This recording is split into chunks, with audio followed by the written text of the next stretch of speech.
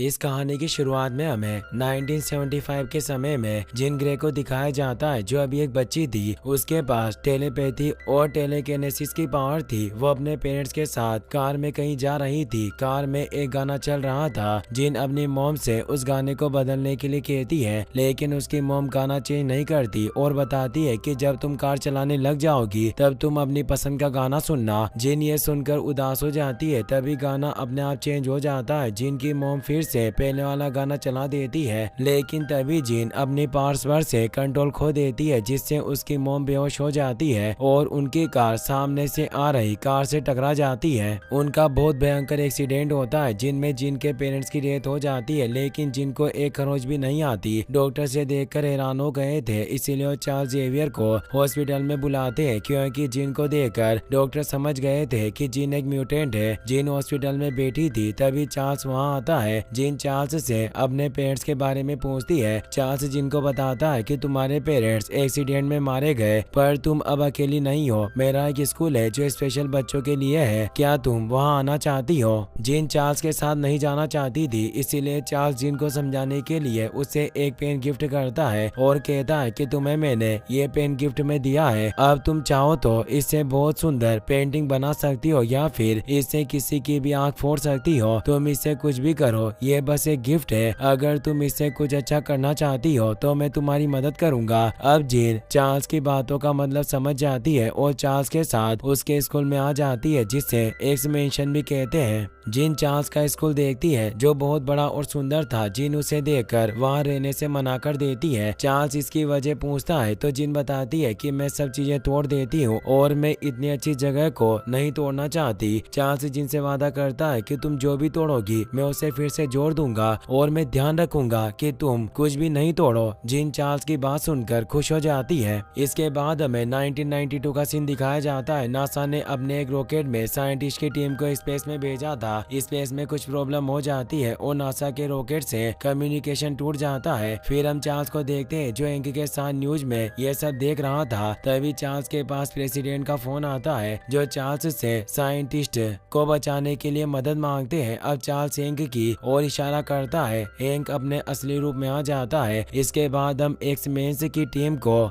Assemble होते हुए देखते हैं, जिस टीम में एंक के साथ मिस्टिक, स्टॉर्म, कर्ट, स्कॉट, जिन और पीटर थे। अब वो सभी जेट में बैठकर स्पेस में जाते हैं, जहां उन्हें रॉकेट दिख जाता है। रॉकेट से थोड़ी दूर पर ही कोई एनर्जी थी, जो धीरे धीरे रॉकेट की ओर आ रही थी। रॉकेट बहुत तेजी से गोल घूम रहा था, जिस वजह से कर्ट उसके अंदर नहीं जा पाता। मिस्टिक स्कॉट से रॉकेट के ऊपर लेजर बीम से फायर करके उसे स्लो करने के लिए कहती है। अब स्कॉट लेजर बीम से रॉकेट को स्लो कर देता है। मिस्टिक कर्ट को पीटर के साथ रॉकेट में भेजती है। रॉकेट में जाने के बाद पीटर अभी साइंटिस्ट के सीट बेल्ट खोलकर उन्हें कर्ट से टच करता है और कर्ट सभी को एक्स-मेंस के जेट में लेकर आ जाता है। लेकिन एक साइंटिस्ट कहती है कि हमारे कमांडर एयरलॉक में काम कर रहे थे, इसीलिए वो रॉकेट में ही रह गए। मिस्टिक अब रॉकेट में फिर से जाने का रिस्क नहीं लेना चाहती थी, लेकिन चार्ल्स सेरेब्रोम के जरिए मिस्टिक से कहता है कि जिन उस रॉकेट को बिखरने से रोक सकती है। तुम जिन की मदद से कमांडर को बचा सकती हो। चार्ल्स की बात सुनकर मिस्टिक जिन को कर्ट के साथ रॉकेट में भेजती है। मिस्टिक उन्हें बस 30 सेकंड का टाइम देती है, क्योंकि 30 सेकंड्स के बाद रॉकेट उस एनर्जी में चला जाएगा। रॉकेट में जाने के बाद जिन रॉकेट को बिखरने से रोकती है और कर्ट कमांडर को ढूंढता है, लेकिन 20 सेकंड होने पर भी कर्ट को कमांडर नहीं मिलता। 25 सेकंड्स हो चुके थे और कर्ट को कमांडर मिल गया था, लेकिन अब टाइम नहीं बचा था। वो एनर्जी वहाँ आ गई थी। कर्ट वहाँ से अपने जेट में आ गया था, लेकिन जिन वहाँ रह गई थी। अब हम देखते हैं कि वो सारी एनर्जी जिन के अंदर जाने लग गई थी और लास्ट में वहाँ एक बहुत बड़ा ब्लास्ट होता है। सभी सोच रहे थे कि जिन अब नहीं रही, लेकिन तभी उन सभी को जिन दिखती है। वो एनर्जी अभी भी जिन की बॉडी में जा रही थी। सारी एनर्जी गायब हो जाने के बाद कर्ट जिन को भी जेट में लेकर आ जाता है। जेट में आने के बाद जिन अपनी आंखें खोल लेती है। उसे जिंदा देखकर सभी लोग बहुत खुश होते हैं। अब वो सभी लोग अर्थ पर आ जाते हैं, जहाँ अमेरिका के सभी लोग एक्स-मेंस के लिए तालियां बजाते हैं। चार्ल्स सभी बच्चों की बहुत तारीफ करता है और सभी को आज के दिन पार्टी करने की परमिशन दे देता है। सभी के जाने के बाद मिस्टिक चार्ल्स से बहुत नाराज होती है। वो चार्ल्स से कहती है कि आज तुमने अपने ईगो के लिए सभी बच्चों की जान खतरे में डाल दी थी। मिस्टिक की बात सुनने के बाद चार्ल्स मिस्टिक से कहता है कि जब तक हम इंसानों के लिए खतरों का सामना कर रहे हैं तब तक वो हमें पसंद करेंगे। लेकिन मिस्टिक कहती है कि मैंने तुम्हें आज तक किसी खतरे का सामना करते नहीं देखा, हमेशा तुम सभी को लड़कियां ही बचाती है। इसीलिए मिस्टिक चार्ल्स से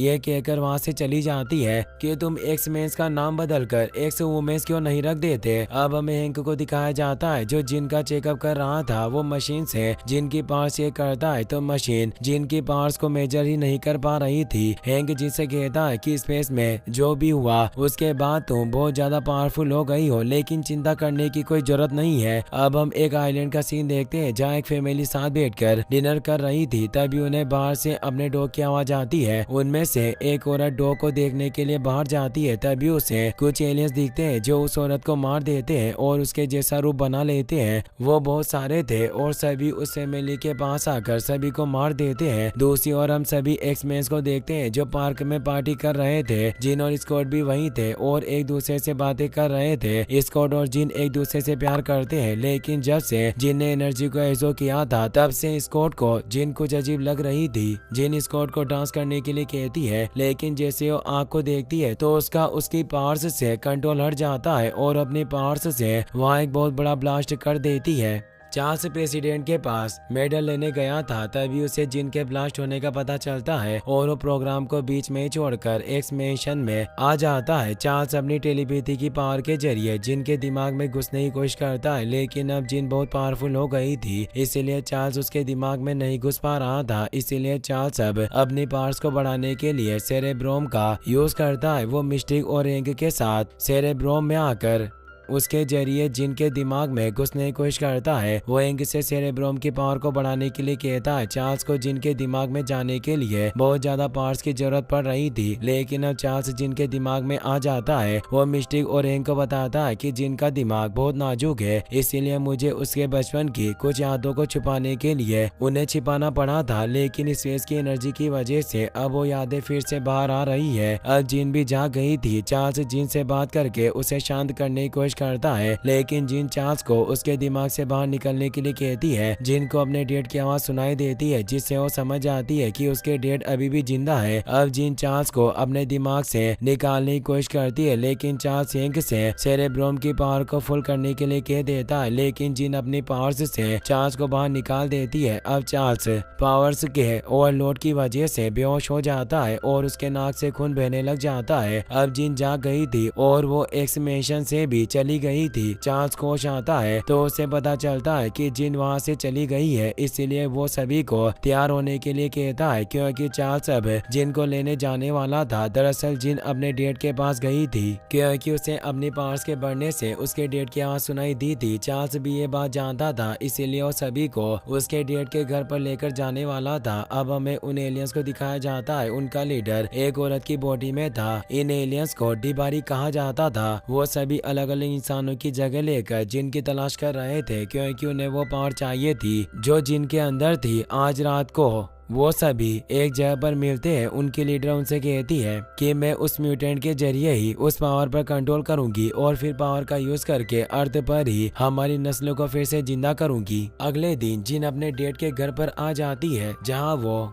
अपने दांत को देखकर बहुत खुश होती है, लेकिन उसकी खुशी तब खत्म हो जाती है जब उसे पता चलता है कि उसके डैड ने उसे इसलिए छोड़ा था क्योंकि उसी की वजह से उसकी मॉम की मौत हुई थी। वो ये जानकर बहुत दुखी हो जाती है। तभी चार्ल्स अपनी टीम को लेकर वहां जाता है। वो जिन को वापस अपने घर लेकर जाना चाहते थे, लेकिन जिन उनके साथ चलने से मना कर देती है। तभी स्कॉट जिन को मनाने की कोशिश करता है। तभी वहाँ पुलिस आ जाती है। पुलिस की कार का सायरन सुनकर जिन फिर से अपने आप पर से कंट्रोल खो देती है और सभी कार्स को अपनी पावर से वहीं रोक देती है। अब वो वहाँ से जाने लगती है, लेकिन चार्ल्स एक मैसेज से उसे रोकने के लिए कहता है। कर जिन को वहाँ से जाने से रोक लेता है, लेकिन जिन के आगे टिक नहीं पाता। अब जिन एक साथ सभी को बीट कर देती है। पीटर अपनी पूरी स्पीड से जिन के पास जाने की कोशिश करता है, लेकिन जिन उसके पैरों के नीचे से जमीन हटा देती है, जिससे वो बहुत तेजी से नीचे गिरता है और उसकी पूरी बॉडी पैरालाइज हो जाती है। अब मिस्टिक जिन से बात करके उसे समझाने की कोशिश करती है, लेकिन जिन एक ब्लास्ट करती है जिससे मिस्टिक के पेट में लकड़ी घुस जाती है और वो मर जाती है। मिस्टिक के मरने के बाद जिन वहाँ से चली जाती है। हैंक और सभी एक्समैन मिस्टिक के मरने से बहुत दुखी थे। वो सभी मिस्टिक को लेकर अपने घर आ जाते हैं, जहाँ मिस्टिक को दफनाते हैं। हैंक मिस्टिक की मौत का जिम्मेदार चार्ल्स को मान रहा था, क्योंकि उसी ने जिनके दिमाग से छेड़खानी करके उसका दर्द और गुस्सा दबाया था, जो आज बाहर आ गया था, और उसी दर्द और गुस्से की वजह से मिस्टिक मारी गई थी। हैंक ये सभी बातें चार्ल्स से कहता है, लेकिन चार्ल्स कुछ भी मानने को तैयार नहीं था। वो अपनी गलती नहीं मान रहा था, इसलिए हैंक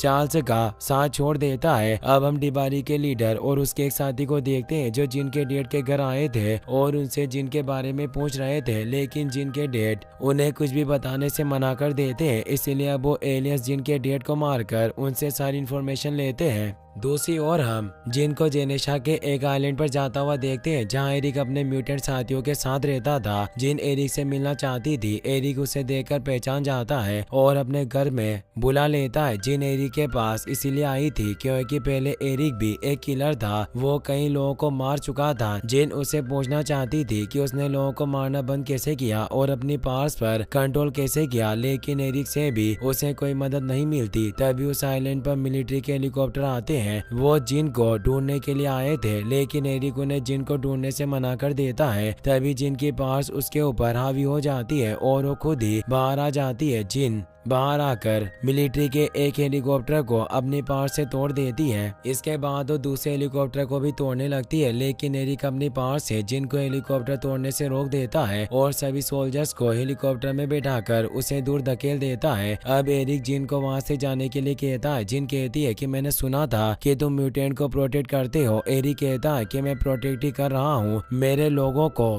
तुमसे। ये सुनकर जिन वहाँ से चली जाती है। अब वहाँ की गवर्नमेंट ने म्यूटेंट्स के लिए नए कानून बनाने की बातें करना शुरू कर दिया था। चार्ल्स न्यूज पर यह सब देखकर प्रेसिडेंट के कॉल करता है, लेकिन प्रेसिडेंट चार्ल्स से बात नहीं करते।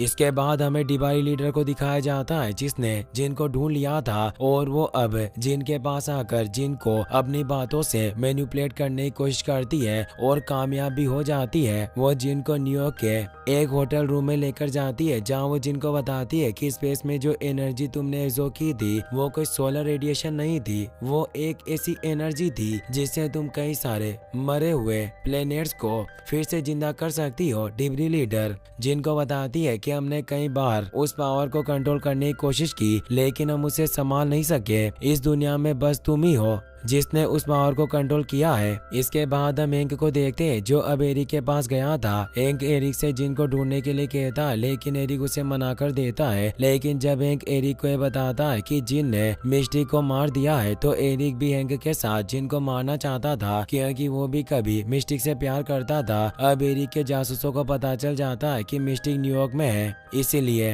एरिक अब अपना हेलमेट पहन लेता है और फिर से मैग्नेटो बन जाता है। वो हैंक और अपने दो साथियों के साथ न्यूयॉर्क आ जाता है। चार्ल्स भी सेरेब्रोम के जरिए हैंक का दिमाग पढ़ लेता है और जान जाता है कि एरिक जिन को मारने के लिए न्यूयॉर्क जा रहे हैं, इसीलिए चार्ल्स भी स्कॉट, स्ट्रॉम और कर्ट को लेकर वहीं आ जाता है। अब चार्ल्स एरिक और हैंक को रोकने की कोशिश करता है, लेकिन एरिक सभी से बचकर होटल में चला जाता है। वो जिन को मारना चाहता था, लेकिन जिन अब डिवाइन लीडर की बात मान रही थी। डिवाइन लीडर ने जिन से कहा था कि ये सभी लोग तुम्हें नहीं समझ सकते हैं, इसीलिए तुम्हें मारने के लिए आ रहे हैं, इसीलिए अब तुम्हें भी इन्हें मारना होगा। जिन भी अब उन्हें मारने के लिए तैयार थी। तभी एरिक अंदर आ जाता है। वो जिन को मारने की कोशिश करती है, लेकिन जिन बहुत ज्यादा पावरफुल थी। वो एरिक के हेलमेट को दबाकर तोड़ देती है और एरिक को होटल से बाहर फेंक देती है, जिससे एरिक बेहोश हो जाता है। अब चार्ल्स कर्ट की मदद से होटल में जाता है, लेकिन जिन ये सोच रही थी कि चार्ल्स भी उसे मारने के लिए आया है, इसलिए वो चार्ल्स को भी अपना दुश्मन मान रही थी। वो चार्ल्स को मारने वाली थी। तभी चार्ल्स जिन से कहता है कि मैं तुम्हारा दिमाग नहीं पढ़ सकता हूँ, लेकिन तुम तो मेरा दिमाग पढ़ सकती हो। चार्ल्स की बात सुनकर जिन चार्ल्स के दिमाग में देखती है, तो उसे वो बात याद आती है जो चार्ल्स ने उसे कही थी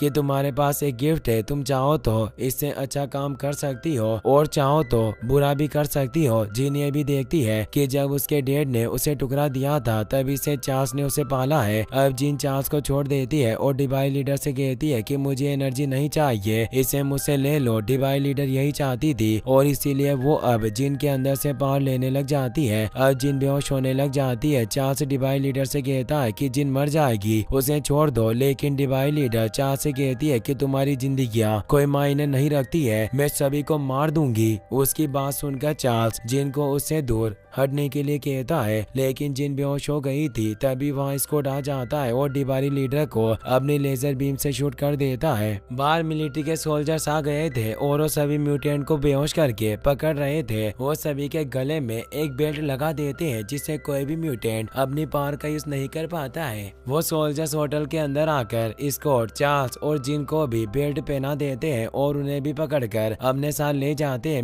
मिलिट्री सभी लोगों को एक ट्रेन से म्यूटेंट की जेल में लेकर जा रही थी। सभी के गले में बेल्ट बंधे हुए थे जिससे वो अपने पावर्स का यूज नहीं कर पा रहे थे। जिन भी उसी ट्रेन में थी और बेहोश थी। चार्ल्स अब बैंक से अपने किए की माफी मांग लेता है और अपनी गलती भी मान लेता है। वो सभी को बताता है कि वो एलियंस जिन की एनर्जी को लेने फिर से आएंगे और अगर उन्हें एनर्जी मिल गई तो वो सभी को मार देंगे। अब एरिक और बाकी सभी लोग भी चार्ल्स की बात समझ जाते हैं। तभी ट्रेन एक टनल में से निकलती है जहाँ से उसके ऊपर बहुत सारे एलियंस चढ़ जाते हैं। वो सभी ट्रेन के अंदर घुसने की कोशिश करते हैं। एरिक सोल्जर से उन्हें छोड़ने के लिए कहता है, लेकिन सोल्जर समझ रहे थे कि ये सभी लोग म्यूटेंट है और सभी कैदियों को छुड़ाने के लिए आए हैं। लेकिन जब उनकी गोलियों का एलियंस पर कोई असर नहीं होता है तब एक सोल्जर सभी म्यूटेंट्स को खोल देता है। अब हमें म्यूटेंट वर्सेस डिबारी एलियंस के बीच फाइट सीन दिखाया जाता है। एरिक और चार्ल्स की टीम साथ मिलकर सभी एलियंस से लड़ते हैं। सभी म्यूटेंट्स अपनी खास पावर्स का यूज करते हैं और सभी एलियंस को ट्रेन से नीचे फेंकने लगते हैं और उन्हें मारने लगते हैं। चार्ल्स स्कॉट को लेकर जिनके पास जाने की कोशिश करता है। स्टॉर्म अपनी लाइटनिंग स्ट्राइक से सभी एलियंस को मारती है। कर्ट भी बहुत बहादुरी से लड़ रहा था। एरिक अपनी मैग्नेटिक पावर से सभी एलियंस जो मर नहीं रहे थे उन्हें ट्रेन के कंपार्टमेंट के साथ कुचल देता है। लेकिन अब ट्रेन में डिबारी लीडर आ जाती है जो जिनसे मिली एनर्जी से बहुत ज्यादा पावरफुल हो गई थी। वो एक एक करके सभी म्यूटेंट्स को बीट कर देती है और जिन की तरफ बढ़ने लगती है। जिनके पास चार्ल्स था जो जिनको जगाने की कोशिश कर रहा था। तभी जिन चार्ल्स के दिमाग में आती है और चार्ल्स से बात करती है। चार्ल्स उससे माफी मांगता है क्योंकि उसने जिन के दिमाग में छेड़छाड़ की थी। लेकिन जिन अब समझ गई थी कि चार्ल्स ने जो भी किया उसके लिए ही किया था। चार्ल्स ने जिन को फैमिली दी और उसका ख्याल रखा। जिन चार्ल्स को माफ कर देती है। अब वो चार्ल्स से कहती है कि मुझे पता है कि मुझे क्या करना है। चार्ल्स से सुनकर चौंक जाता है। वो जिन से पूछता है कि तुम क्या करने वाली हो, लेकिन अब जिन जाग जाती है और पूरी ट्रेन को एक साथ हवा में उड़ा लेती है। वो चार्ल्स से कहती है कि मैं अब अपनी फैमिली को प्रोटेक्ट करूंगी। वो सभी म्यूटेंट के आसपास शील्ड बना देती है और ट्रेन के कंपार्टमेंट से सारे एलियंस को दबा देती है। जिन सभी को एक सुनसान जगह पर लेकर आ गई थी जहां सभी एलियंस जिन पर अटैक करते हैं। लेकिन जिन अपनी पावर्स से सभी एलियंस को जलाकर राख कर देती है। अब वहां सिर्फ डिवाइन लीडर ही बची थी जो जिन के पास आकर उससे अपनी एनर्जी लेने लगती है। जिन भी उसे अपनी एनर्जी लेने देती है। लेकिन कुछ देर में ही डिवाइन लीडर को तकलीफ होने लगती है और उस एनर्जी को सहन नहीं कर पाती। लेकिन जिन उसका हाथ पकड़ लेती है और उसे एनर्जी देना चालू रखती है। सभी म्यूटेंट्स भी वही थे और जिनकी पावर से उन्हें भी तकलीफ हो रही थी। तभी डिवाइन लीडर जिनसे कहती है कि तुम मुझे मारोगी तो ये सभी मारे जाएंगे। तुम तुम्हारी पावर्स को कंट्रोल नहीं कर सकती हो। यह सुनकर जिन रुक जाती है और डिवाइन लीडर को लेकर स्पेस में आ जाती है। स्पेस में जाकर जिन उसे मार देती है। लेकिन अब जिनकी बॉडी भी गायब हो जाती है और लास्ट में हमें एक लाइट ब्लास्ट दिखाई देती है जिसमें हमें फिनिक्स की शेडो दिखती है। चार्ल्स, स्कॉट और बाकी सभी म्यूटेंट्स भी वो लाइट देखकर बहुत दुखी होते हैं। वो सभी समझ जाते हैं कि जिन ने उन सभी के लिए अपने आप को खत्म कर दिया है। लेकिन वो मरी नहीं थी। अब वो स्पेस में डार्क फिनिक्स की एनर्जी के रूप में थी। इसके बाद हम देखते हैं कि चार्ल्स जेवियर के स्कूल का नाम बदलकर जिन ग्रे स्कूल रख दिया गया था। चार्ल्स एक्स-मैन से रिटायर हो गया था और उसकी जगह अब